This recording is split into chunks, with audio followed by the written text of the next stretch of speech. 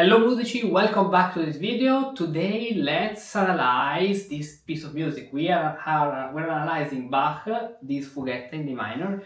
This is an analysis actually who made one of you, Jeren, on Patreon from Netherlands, right? Correct? Do you remember correctly?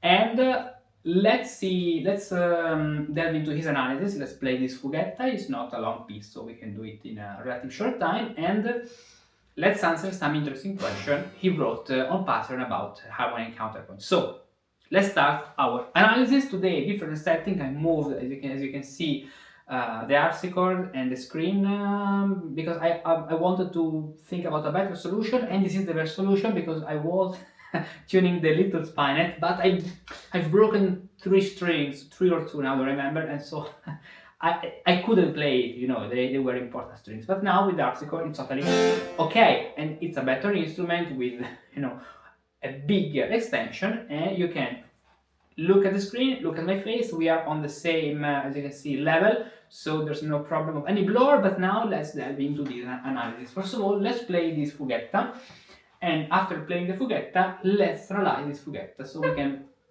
learn about all the things. In the meanwhile, you join us on Patreon, because there are almost every day, certainly every week, but every day I do my best to put something new for you to learn early music. For example, now we are focusing about dances. I'm putting elements, I'm putting podcast resources about Renaissance, Baroque dances, so Lour, Sarabande, Giga, Courant, and then after this work on the dances, I'll tell you in advance because it's already ready, rhetoric, musical rhetoric. We talk about exposition, we talk about expositio, not exposition of the fugue, expositio of the rhetoric setting, the dispositio, so the order of the speech, narratio, propositio, confutatio, confirmatio, peroratio, all the elements of the speech. So join Patreon. This way you can even support this project. And you learn every day. Now let's play this Fuguetta. Of course, let's divide the performance into 2 parts at least. 2, 3, 1, 2, 3, 1, 2, 3, 1, 2, 3.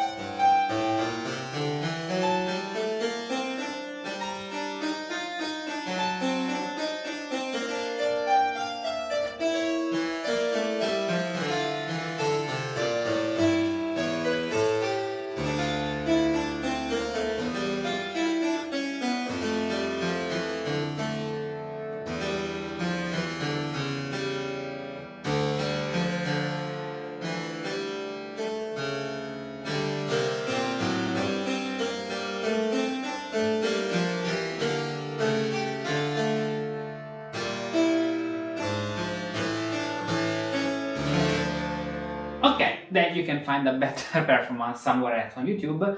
Now let's delve into the analysis. You compose music, but you want more. Harmony, counterpoint, and composition techniques. Get your free lessons now. Join the Partimento method.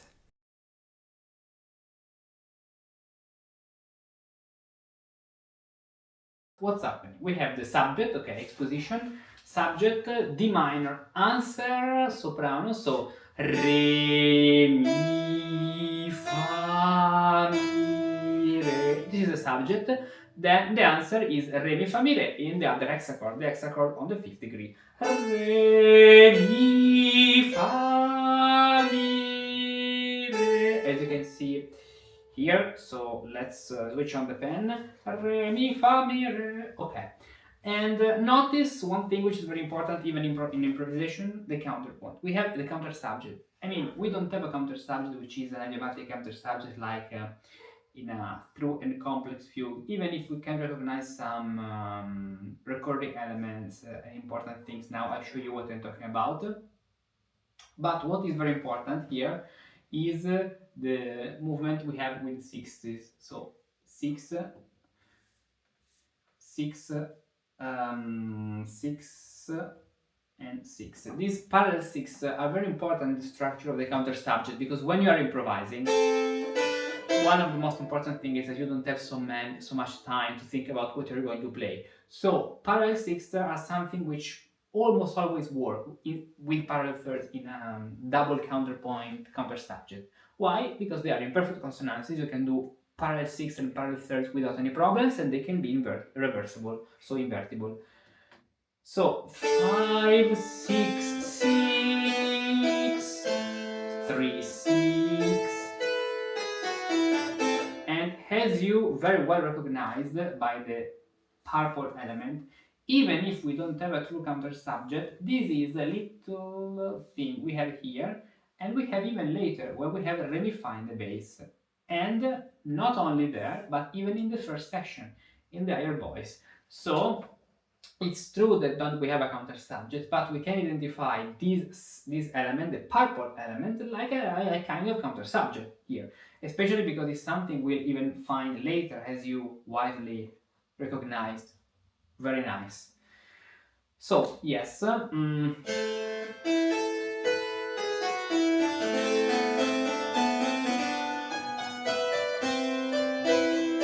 even here notice this beautiful repetition of even the green element. Now you talked me, you brought me some exercises you can do for improvisation from this exercise. Okay, what can be very interesting? For example, here you have a pattern which is an ascending scale. Now let's isolate this ascending section where you have this section which is merely a repetition of the same note, an octave higher, but and then down to the octave. But you can even move to the third. So what are the exercises that you can do?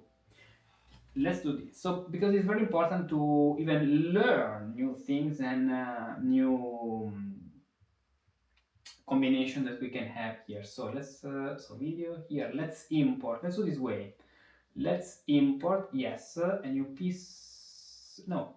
It's here. I can just do copy and paste of this page, and so it's here. Tac. Wonderful. So if we have this element, tac, we can do this a little different, because now I show you what I want to do.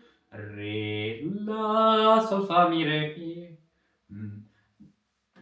Pam, for example, pam, la, sol, fa, mi, re, mi.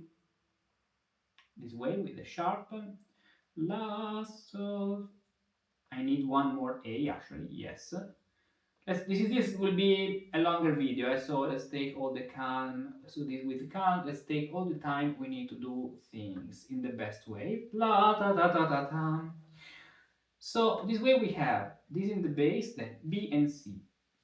8, 7. The resolution is here on this 6, a very quick resolution, and then 3. Now from this third you can leap again, fa, and you can build an entire sequence.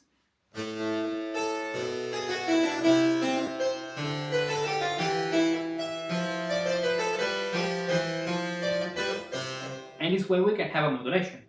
Then, since we are using 7s, 60s and thirds, we can use the invertible counterpoint. So let's do this passage now from A minor to C major, a step higher. So arriving to G, which is the 5th degree, and here we have the tight voice, so you have just to repeat, as you can see, this section. Just a repetition, a step higher. So re, mi, fa, fa, sol, la, fa, sol, fa, mi, do, sol, do, for example, or mi, fa, re, sol, do.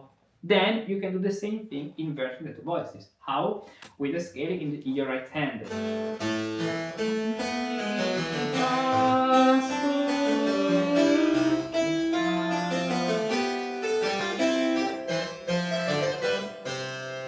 This. Then you can set these, for example, with a quinful. So how does it work? With a quinful. So how does it work?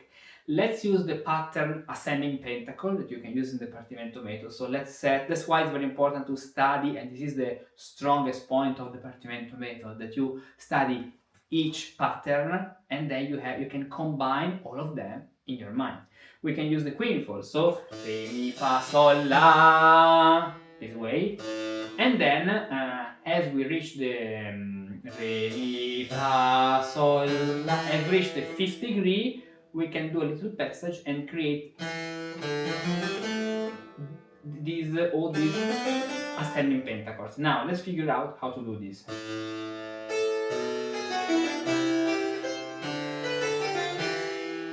Okay, now if we have A, in order to set a new quinful, means that we need A, D, G, C, and then, for example, we can move to F and we can continue. Now, focus on this note. This is an expansion of this section. So, we have to find a way to move to D. So, let's play the first section. Oops, I wanted the highlighter, this section.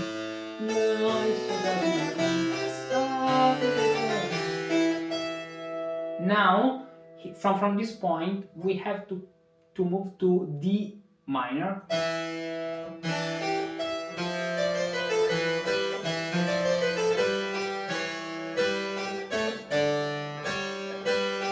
So as you can see, I'm doing a scale re, mi, fa, sol, sol, re, where the last section is the cadence. So the structure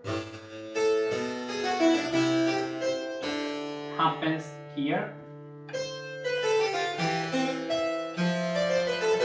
3 times. Sol, re, mi, fa, sol, mi, fa, sol, la. Here cadence to D minor, and from this point we start again the scale. So it's a very long quinful because each stage of the quinful, and these are the stages of the quinful, so you can see all, okay, are expanded with an entire scale.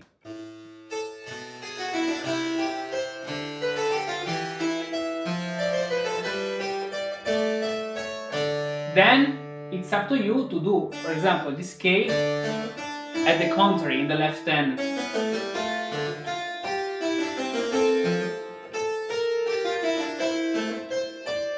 Now, what's the main point? Now we have the scale from D to D, and the next target note should be G. So, for example, G minor, because we have G in we have the flat in the key.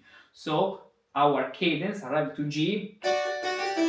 We have to engage F sharp, which is the leading tone of G minor, in order to make a modulation to G minor. So now let's do slowly A minor to D minor to G minor.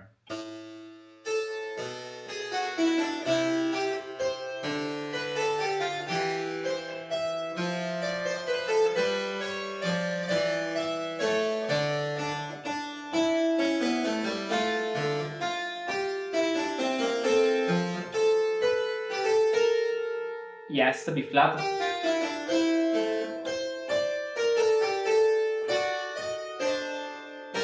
And we are in G minor. Now we can do again the scale in the bass.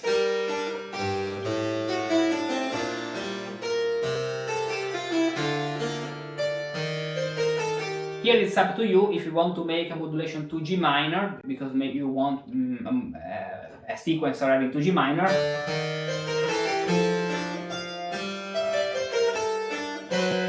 To end a G with another cadence to G minor. Virtually you can continue. This is a quite long sequence. I mean, each phase of the sequence is very long, so you may even decide to have a shorter sequence in terms of the stages, to use only 3 stages, 1, 2, 3, because each phase is expanded with an entire scale.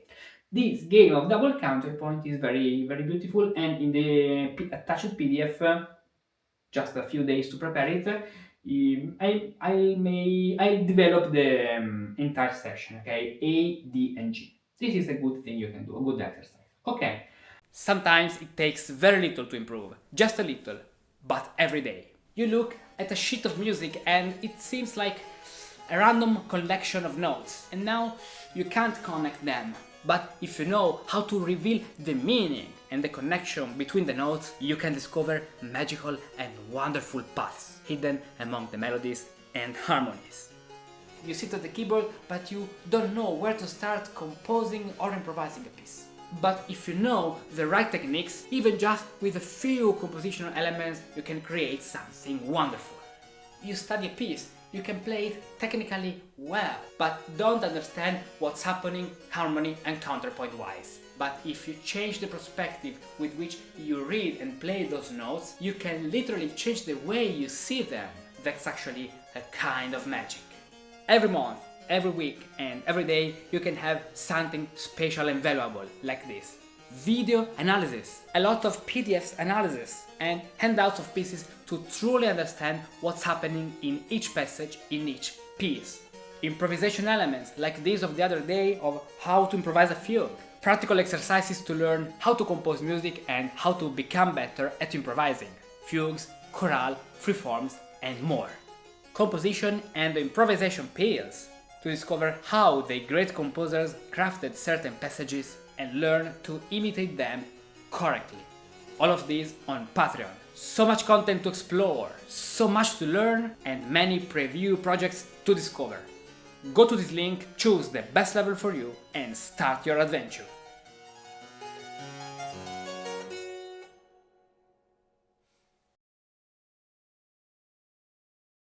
Now let's continue the analysis. Okay, answer base. Then we have falling fifth sequence. Okay, this is true. You have recognized this. Sol, do, la, re, sol, do, fa. Good. Where you have ti, re, di, da, re, di, da, do, do, do, do, ti, do, re, di, do, re, di, da, do, da, di, re, do, which is nothing more ti, do, ra, ra, ra, ra, ra, the use of this element, okay, that la, sol, fa, mi, re, and we can even say that actually this la, sol, fa, mi, re is very similar to la, sol, fa, mi, re, the other element, the descending one. Okay, la, sol, la, re, mi, fa, sol, do, re, mi, fa, with suspension 7, and so that's why you wrote preparation, suspension 7. This suspension, resolution, which becomes the new preparation, and the structure in the right hand.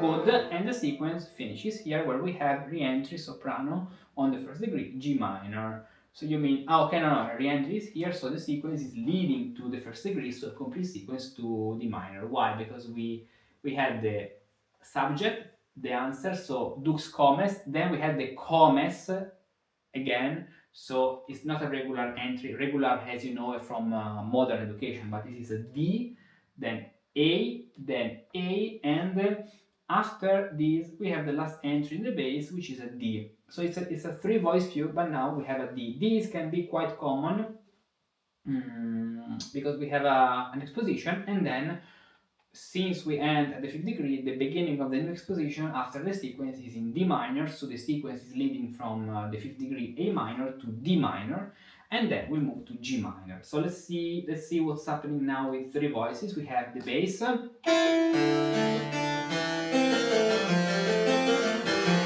and the subject re, mi, fa, mi, re, where, if you notice, Bach is doing a little modification on that note. Mi, re. Why this? He could even do this without any problem, it works. But remember that in that period, the fact of adding a chromatic element to change, the fact of changing one note from mi to fa or from fa to mi, which is the chromaticism, does not affect the melody itself, the structure itself. Here we still have the same note. It's mi, fa, mi. We are turning mi into fa thanks to the flat, and that's totally okay. Now you recognize the purple element, so then sol, fa, fa, which is set at the same, starting from the same note, so D here, good, and another D here, good. Then pam pa ta ta ta ta ta, and even the upbeat is important. In fact you wrote this. Here we have just re. Notice this, okay, very interesting thing if we think about solmization in A minor. So imagine A minor, because we arrive from, yes, we can imagine the fa super la, so we can do mi from A. We have mi A, mi fa sol la, which can be mi fa sol la, but even re mi fa sol. This way, let's use a thinner. Okay, re. This is an A, yeah. Then we can have mi fa sol, and so you have this fourth, which can be re sol. Then the imitation is re la. Or virtually, if you imagine B natural, you have re sol, depending of the combination of the species. Okay, because ancient musicians used to combine to identify intervals according to the species. This is something I talk about in the Cantus Firmus course, because all is connected in music. Cantus Firmus, we are in chapter 3, tones and modes. Yes, tones and modes. Intervals and species, before talking about the basic building of the 8 ecclesiastical tones, which are different, or better, a big topic than just scales. They are species. Okay, so you recognize the use of the green element, let's say this way, which is very important to keep a coherence in the entire piece. Okay, then re-entry soprano on the 4th degree, G minor, that's good.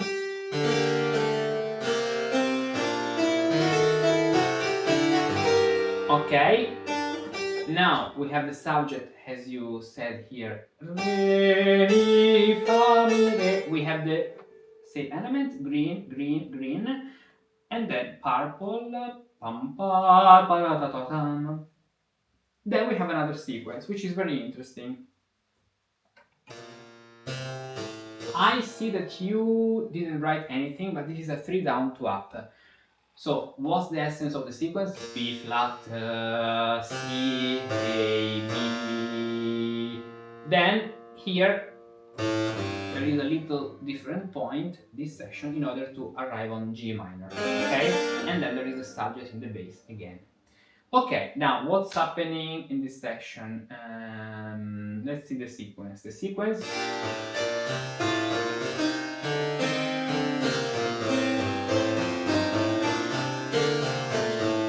The first exercise that you can do consists in playing the sequence in other keys, for example, or better, let's continue the sequence first of all. Let's imagine that we want to go farther.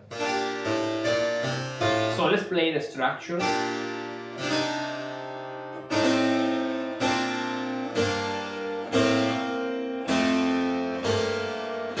Let's arrive to F major. Now let's start moving the bass.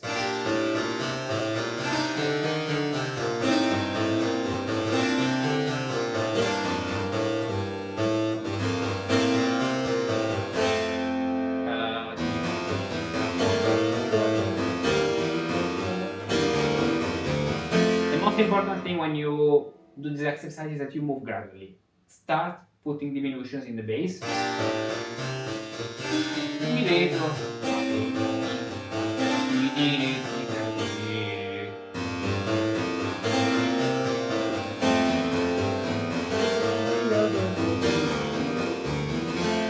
And don't think about the single intervals, but think about the entire melody. As you can see, the diminution in the bass takes 2 bars.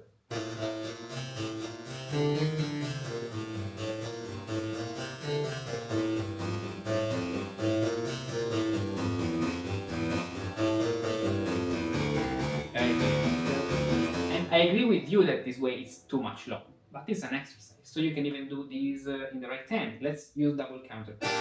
So this B flat, and if you want the tight bass, we can do this way, and it works.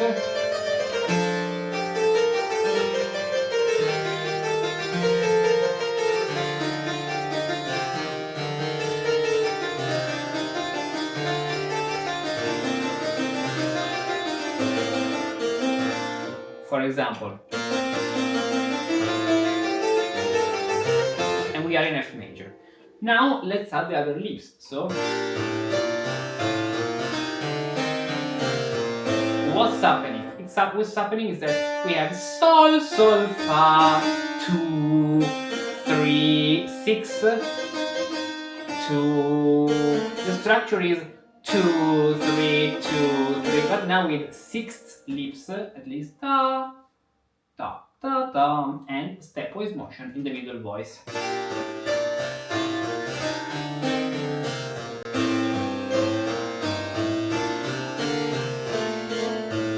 Now, sixth,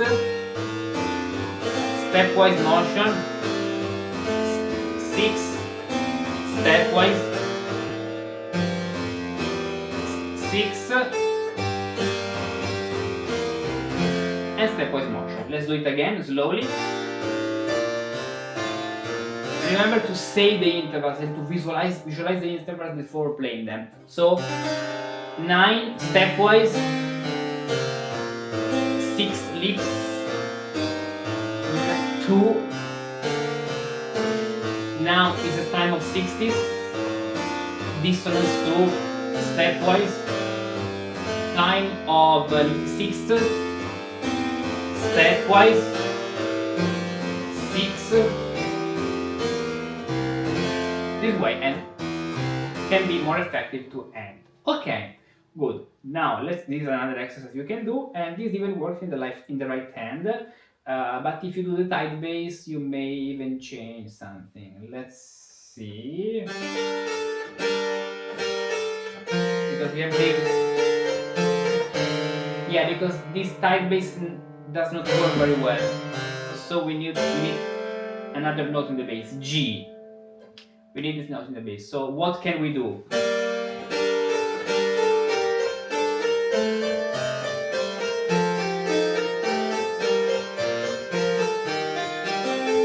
Yes, we can do this way. So let's develop this. We have the tight structure.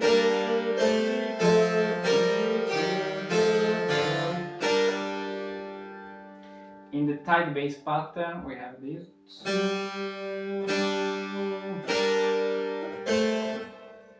Then you can on Pattern download this PDF. If I publish the video today, because I want to do it, I don't know if today or tomorrow, but I'll do it in a few days. You may don't find directly the PDF, but don't worry, because I check the description. If the PDF is available, I write it with the link on Pattern. Download it. Then if you want to learn other things in one-to-one, do other analysis, improvisations, or to learn to compose music in this style, there is my one-to-one apprenticeship path. All the other links here in the description, of course. Apply, because there are a lot of things you can learn. Now, let's see this sequence. So we have this tight bass, pom, pom. So 3, 2, 4. The basic rule of the tight bass is 2, 4, 3, 6, fa, sol, do. So yeah, here we can even start with D, because remember, the beginning at the end of the sequence can be different in order to connect to what precedes and what follows. This way, then.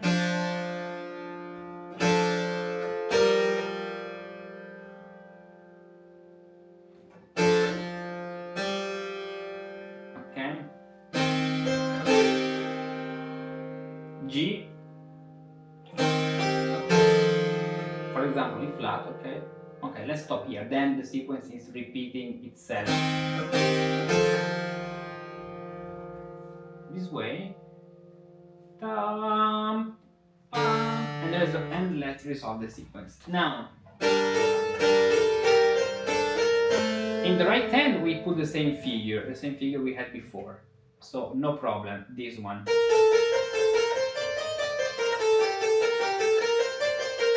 In the left hand we work with lips.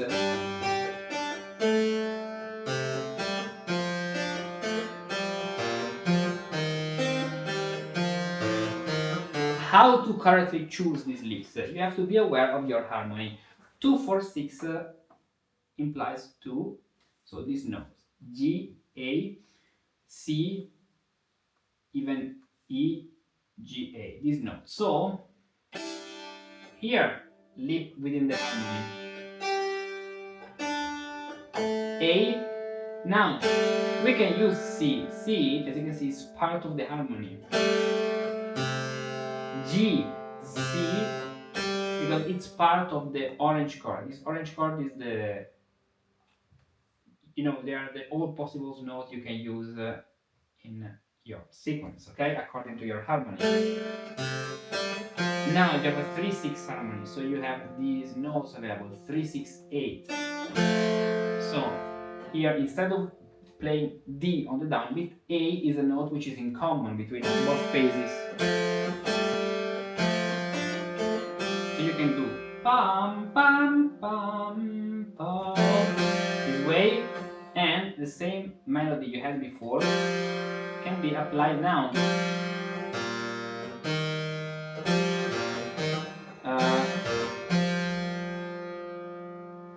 This way. Then pam pam pam pam pam.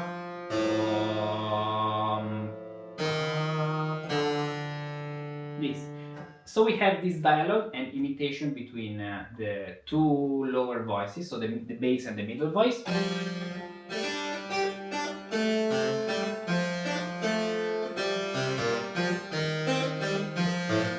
And in the right hand, our figurations.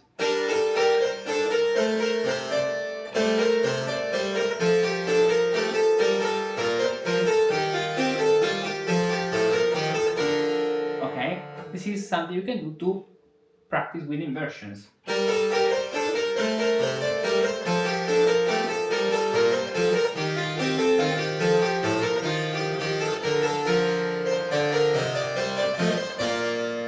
And this way you arrive to B flat major. Sometimes it takes very little to improve, just a little, but every day. You look at a sheet of music and it seems like a random collection of notes, and now you can't connect them. But if you know how to reveal the meaning and the connection between the notes, you can discover magical and wonderful paths hidden among the melodies and harmonies. You sit at the keyboard, but you don't know where to start composing or improvising a piece. But if you know the right techniques, even just with a few compositional elements, you can create something wonderful. You study a piece, you can play it technically well, but don't understand what's happening harmony and counterpoint wise. But if you change the perspective with which you read and play those notes, you can literally change the way you see them. That's actually a kind of magic. Every month, every week and every day you can have something special and valuable like this. Video analysis, a lot of PDFs analysis and handouts of pieces to truly understand what's happening in each passage, in each piece. Improvisation elements like this of the other day of how to improvise a fugue. Practical exercises to learn how to compose music and how to become better at improvising. Fugues, chorale, freeforms and more. Composition and improvisation pills to discover how the great composers crafted certain passages and learn to imitate them correctly. All of this on Patreon. So much content to explore, so much to learn, and many preview projects to discover. Go to this link, choose the best level for you, and start your adventure.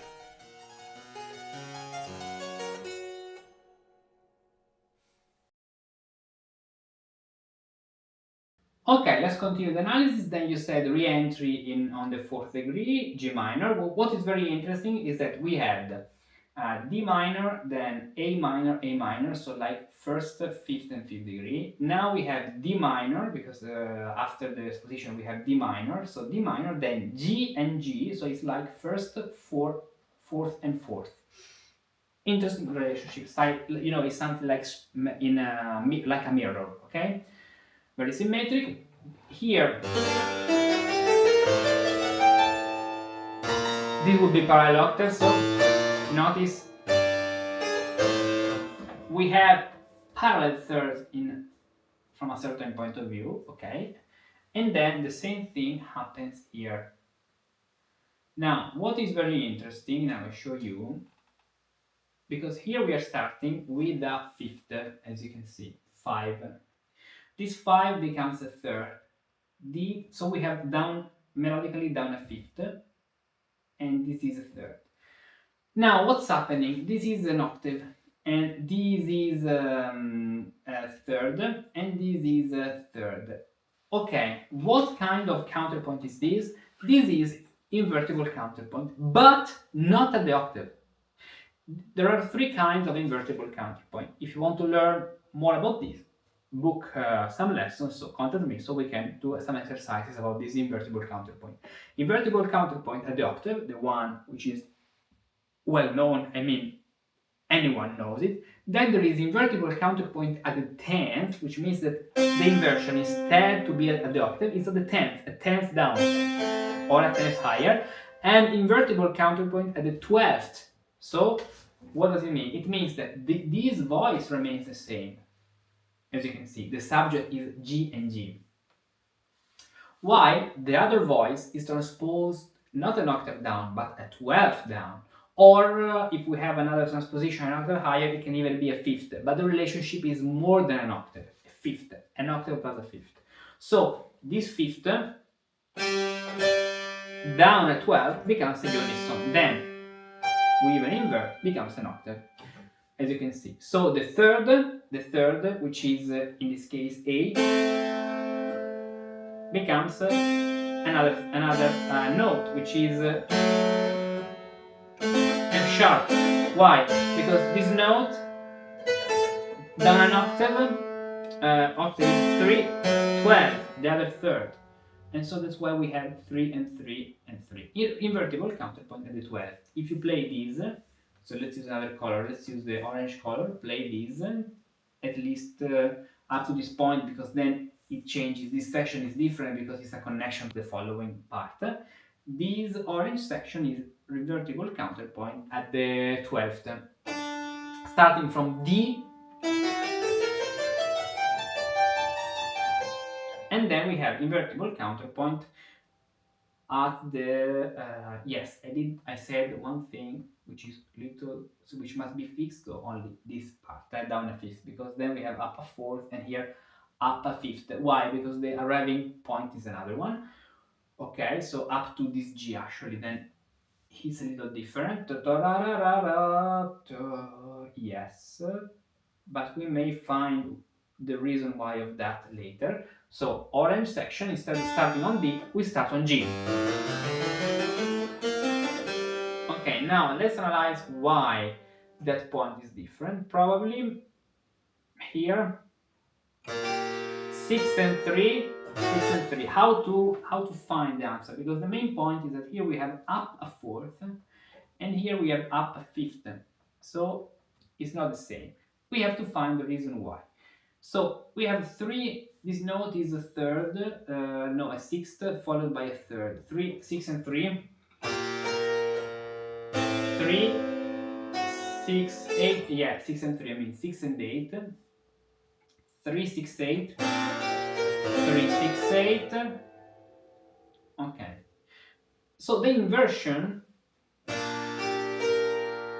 if we do this inversion down at 12th, we should have C, that point. And as you can see, C does not work. Why? Because if we take a sixth, and let's write it. If we take a sixth,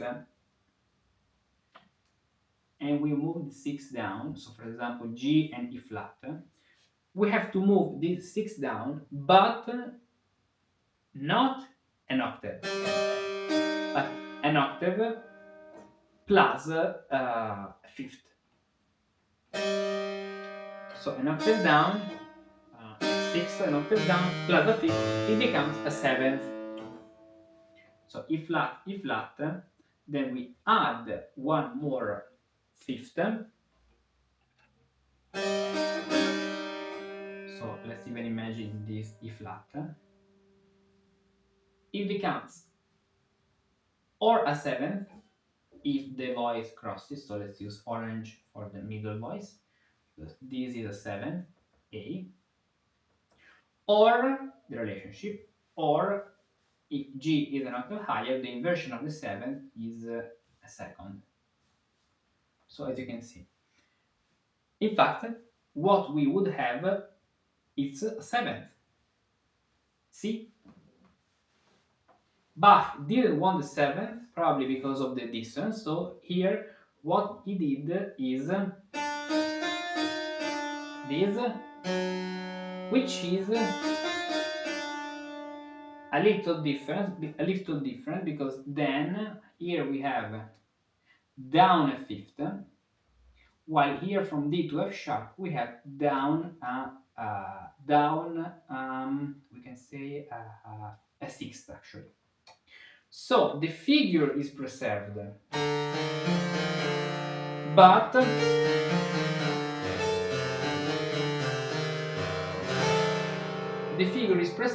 adapted to the new point where Bach wanted to arrive. Okay, so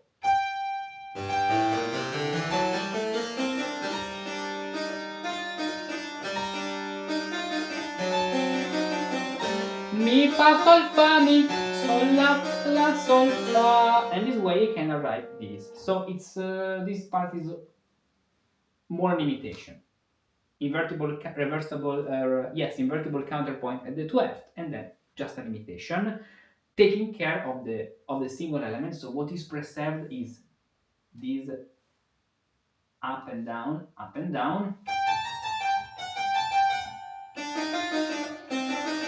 with different intervals and adjustments between the relationships. Okay, and the fact that here we have this step down, and even here this step down. Okay, then the connection, here we have up a fourth, down a fifth, here up a fifth and down a sixth.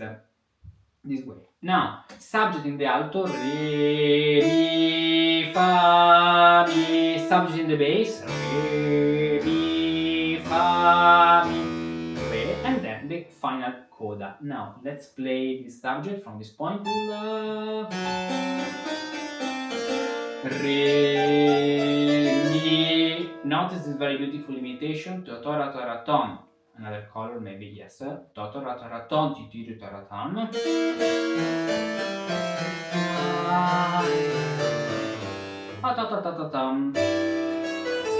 Then, as you clearly identify the purple fa, pam, pa, to, re.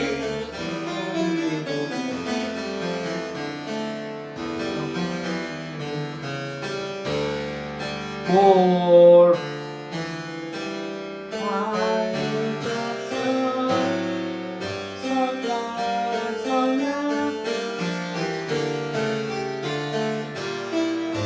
Diminished fifth, and then yes, this is a coda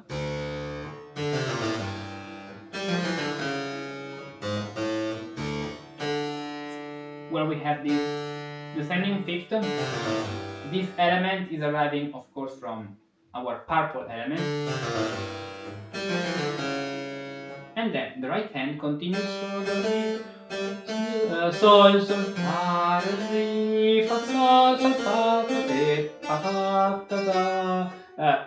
F natural, fa, fa, mi, re, re, with just still brisé. This is a very still brisé at the end. Okay, and so we have the analysis of this fugue. Now, I know that you wrote me some questions, so let's see your questions. Number one, the prelude is in 3/4, the fugetta in 3/8. What is the practical important difference between these time signatures? Is it just a matter of tempo? I mean, if you have a musical idea in 3/4, could you have all the notes length and play it in 3/8 time? you could do this also the other way around, take a 3/8 musical idea, double all the notes values, and it is in 3/4 times, if I'm correct. Yes, from a mathematical point of view, that's correct, but not from a rhetorical point of view. The 3/8 is the time signature of the passe-pied, while 3/4 is more common for the minuet. What's the implication? The more you use smaller values, the faster you conceive it. So the same idea, even if from a mathematical point of view is the same, the smaller the notes are, at least in the beat, in the tempo, we are not talking about the diminutions you put, because you can have a very fast dance, but with very fast diminutions, but the tempo is low, the faster it is written, and it tends to be more a little faster. This is something arriving from proportions, because proportions in the Renaissance period, in the late Renaissance, early Baroque, started to be not so strict in terms of the relationship of the tactus as in the Baroque period, as in the Renaissance period. We know this from Frescobaldi. I show you one thing. This is part of the Renaissance path. So on the Musicus Practicus you can find this here. I show you where we are in the cantus figuratus level, so in the Renaissance path, because Renaissance and Baroque are really strictly connected. So here the Renaissance path, in cantus figuratus there is an entire chapter about proportion, where of course you can study proportions. And let's take this PDF, the PDF about proportions. At the very end, there is a chapter I show you here. This is the lesson 6.27, as you can see. This one, proportions in the late Renaissance, where we see how Frescobaldi approached this topic. Now let's take the PDF here, because it's already here. So cantus firmus, no. Recording tones and modes, cantus figuratus. We said chapter 6, proportions, and let's go. Okay, we are in the Primo Libro di Capricci, so the first book of Capricci, and we are in the preface, the beginning. Here is the Italian version, and here the English translation. Then in the course, in the Renaissance course, it is in a specific point. Okay, after talking about proportion, after studying and analyzing a lot of proportions in Renaissance music. Okay, Renaissance, but even early Baroque, because they are connected. We arrive to this point, and we see that Frescobaldi gives this indication for the performer. In tripole or sesquialtere, so which means triplets, if they are major, which means written with brevis and semibrevis, they should be played slowly.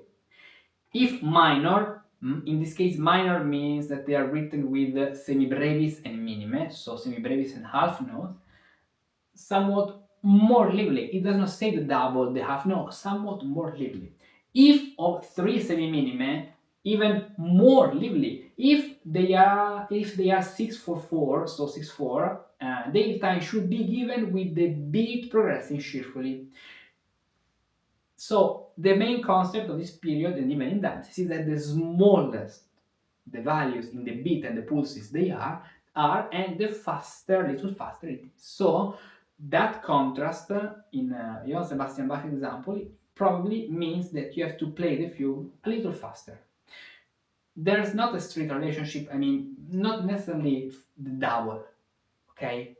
But even a little faster, if the prelude is 1, 2, 3, 1, 2, 3, 1, 2, 3, 1, 2, 3, 1, 2, 3, 1, 2, 3, 1, 2, 3. Now, wait, maybe the prelude is the one you sent me the other time. Let's see.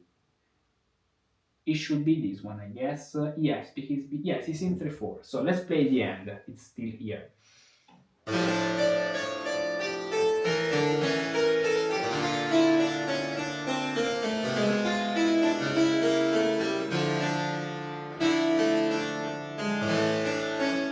One, two. Then the fugue. 1, 2, 3, 1, 2, 3, 1, 2, 3, 1, 2, 3, 1, 2, 3, 1, 2, 3, 1, 2, 3, 1, 2, 3, 1. Another thing which can be very interesting is the relationship between the two bars and the single bar. Why? Because the 3/4 bar, as you can see, it has. And maybe the answer can be here 1, 2, and 3, which means a division which is 1, 2, 1, 2, and 1, 2. 2 plus 2 plus 2. The other section, it's true that is 3/8, but this 3/8 can even be a 6/8. So Bach probably what he wanted to do in that specific context is the contrast between 2 plus 2 plus 2 and 3 plus 3, where at the end the amount of the final notes of the double bar is the same, 6. 6 and 6. This is even something which happens in that period, and we know because a lot of pieces like the French giga, no, let's open another page. The French giga, and this will be in the new course I'm preparing. Actually, is already done. I have to fix something, but all the videos are already done. Dance Suite and Dances course available from June. We'll talk about in the French giga. So if we take the French giga, the most famous one by Johann Sebastian Bach, you can see that the grouping of the bars, even if written in 3/8, they go 2 plus 2. And at the end, this grouping works. We arrive to have pairs of bars, even because the main time signature of the French giga is 6/8. 6/8, here another example, 6/8, here is written 2, okay, it's a French way, but you know, French are all strange. But here is a 6/8, as you can see. Even, okay, let's see if we have another French courant. No, another French giga. No, we don't have other example, but this is the scheme of the dance, okay? But this is another thing we'll see in the course. So, the grouping 2 plus 2 sometimes can be found as 3/8, where you have to count 2 plus 2, okay? So 6/8 at the end. Even the phrasing, the cadences arrive after, so 2 and 2, then 2 and 2, 2 and 2. This may be the relationship Bach wanted in that point. So the contrast between 2 plus 2 plus 2, where you have 1, 2, 1, 2, 1, 2, 1, 2, 1, 2, 1, 2, 1, 2, 1, 1, 2, 1, 2, 1, 2, 3, 4, 5, 6, 1, 2, 3, 1, 2, 3, 1, 2, 3. So yes, in that specific case, because of the contrast, I would keep the same tactus, so the same scansion in the time, the same of the chroma note. So the chroma here would be the same of the chroma here. And so at the end, the double bar has the same duration, the same length of the previous single bar. In that specific case, because of this relationship, yes, I would do this way. And the final effect, the effect is something faster. So don't play the first prelude faster, because if you play the prelude as maybe some modern pianists would do, then you arrive at the fugue where you cannot anymore understand the subject. It's a mess, it's not music. So start from the fugue and see and look at the faster section. Ta ta ta ta ta ta ta. 1, 2, 3, 4, 5, 6. So not faster than this. 1, 2, 3, 4, 5. I would even play it a little slower because this music sounds better a little slower than faster, in my opinion. Sometimes it takes very little to improve, just a little, but every day. You look at a sheet of music and it seems like a random collection of notes, and now you can't connect them. But if you know how to reveal the meaning and the connection between the notes, you can discover magical and wonderful paths hidden among the melodies and harmonies. You sit at the keyboard, but you don't know where to start composing or improvising a piece. But if you know the right techniques, even just with a few compositional elements, you can create something wonderful. You study a piece, you can play it technically well, but don't understand what's happening harmony and counterpoint wise. but if you change the perspective with which you read and play those notes, you can literally change the way you see them. That's actually a kind of magic.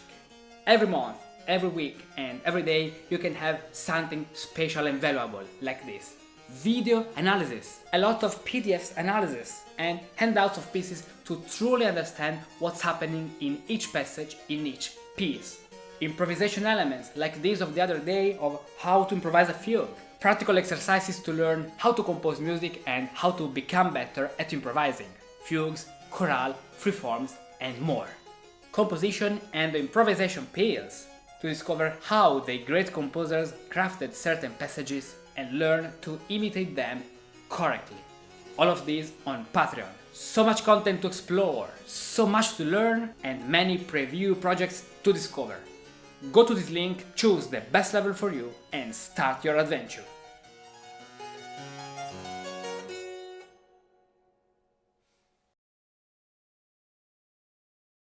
Okay, then we have another question. Let's see, question number 2. Since this is a 3-voice fugue, I thought at the first glance that Exposition is formed by bar 1 to 11, but Bach does something special. He plays the themes as a subject, answer and again answer, later on in bar 20 again the subject. So I'm not sure where the development section starts. Could you explain this? Yes, we don't have any development section here. It's a fugue without the development section.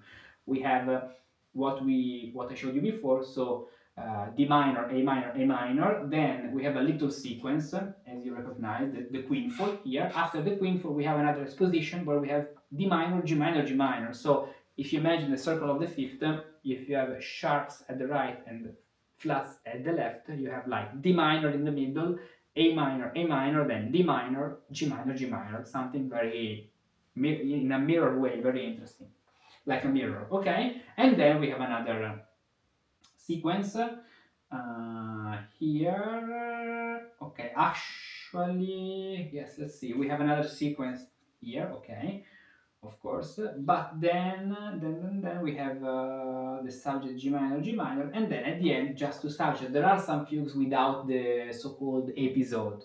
For example, fugue number 1 of the in C major of the first book of the Well-Tempered Clavier, it does not have any episode. That's okay. Question number 3. In bars 23, 25, Bach modulates to G minor. Could you give some extra example for those bars in your videos? So bars 23, 25, what's that? 23, 25. Modulation to G minor. Okay, yes. Here, how does the modulation happen? The modulation happens with a double cadence. And this is possible because Bach applies the flat to E. This way E becomes the flat, the fa super la of G minor. Fa, la, sol, fa, mi, re. And so, and this is just a double cadence. Of course, double cadence set into a triple time, so pam, pam, pam, pam. Where do you see the double cadence? Pam, pam. Cadence number 1, then cadence number 2, where the second cadence here is evaded, okay? Is not completed. Why? Because this way you can continue speech. It's a technique. And then fa, sol, la, the true cadence arrives later. So the cadence is evaded. La, sol, fa, sol, re. And then we have this in the bass. And okay, this is a contrasting section. Look even at this. They are not all always the same diminutions, but yes, it's something very similar, because look at this section where you have this, or better, from the previous section from here. No, actually, what do I say? It's the same thing. Here you have the figure, let's say figure A, and figure A.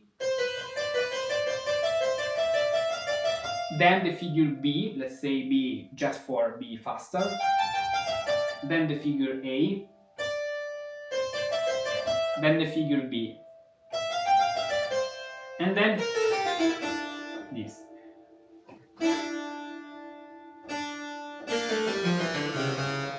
where you can see a very long descending scale. Interesting.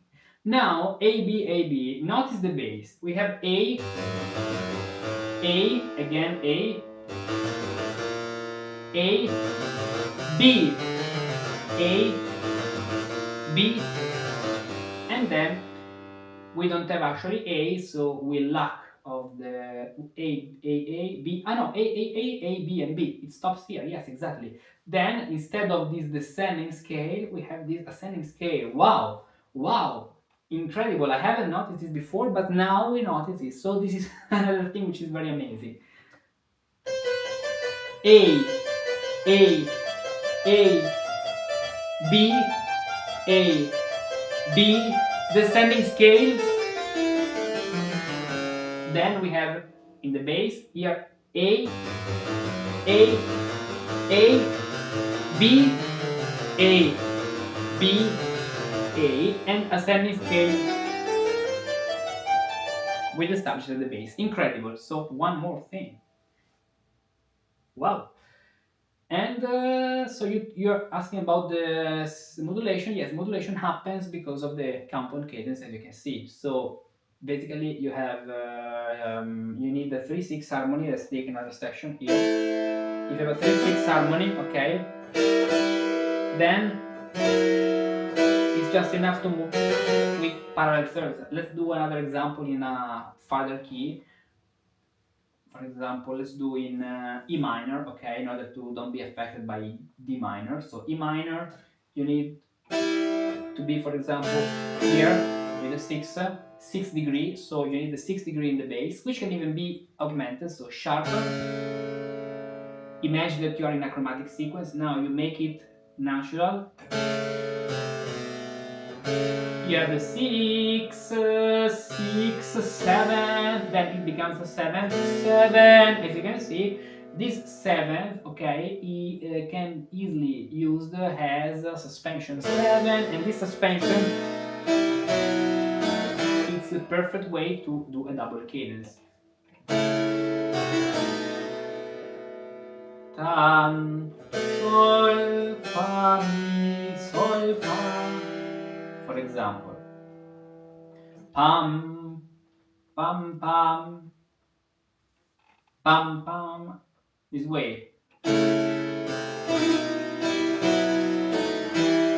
Then you can have fun creating a fonte.